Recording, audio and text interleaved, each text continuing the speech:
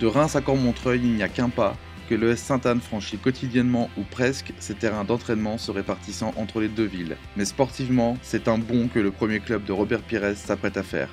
Pensionnaires de DH en Ligue Champagne-Ardenne, les Rémois disputeront samedi, pour la première fois de leur histoire, un 8e tour de Coupe de France.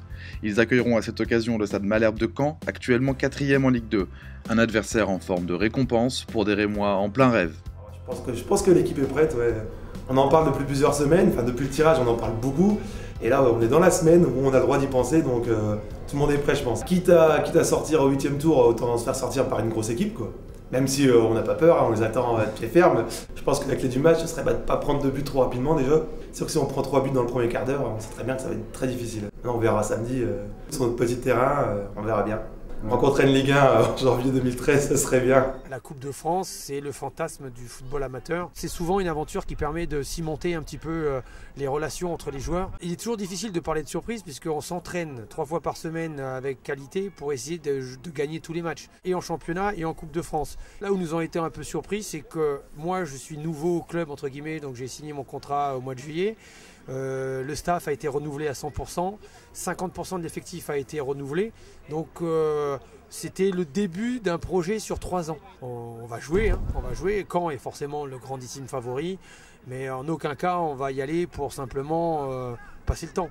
On a des valeurs, on y croit, on a un état d'esprit qui pour l'instant marche relativement bien, au championnat aussi. Voilà, allons-y, jouons notre jeu, essayons de montrer que Sainte-Anne est un bon club avec une bonne équipe de foot. C'est la première fois qu'on arrive à ce 8e tour, c'est emblématique pour le club, ça restera un symbole. Ça fait très longtemps que ce club œuvre pour essayer de progresser dans le football.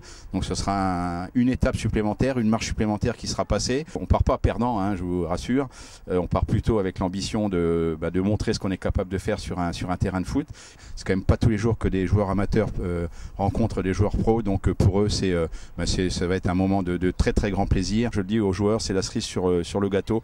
C'est leur match, c'est pas forcément le match du club. On essaye de regarder, mais bon, on connaît un Caen, Ligue 2, bon, il n'y a pas besoin d'en parler 15 jours. On est conscient qu'il y a un niveau d'écart assez conséquent, donc, mais bon, sur un match, c'est possible. Faut prendre ce qui vient. Il y a des coups de fil, le journal, la télévision. Bon, c'est vrai que c'est des choses qu'on n'a pas particulièrement l'habitude d'avoir. Donc, on croque dedans, on en profite. Il y a un petit peu d'euphorie, donc c'est normal. Sur le plan tactique, physique, on bosse très très bien. Et puis, on veut se faire mal pour le copain, quoi. Donc après, il n'y a pas de secret. C'est la solidarité qui est vraiment primordiale et on s'y attache, quoi. Ouais, le message, bon, c'est se faire plaisir et puis tout donner, quoi. Faut pas avoir de regrets, faut garder que des très bons souvenirs. Il faut en profiter, quoi. La Coupe de France, ça reste magique.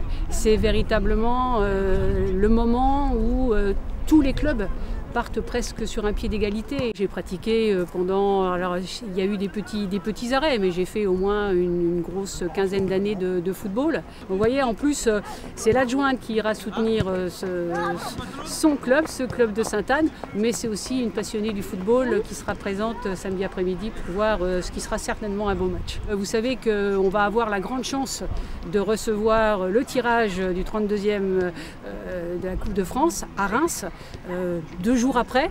Donc évidemment, on n'est pas très très loin effectivement des vœux.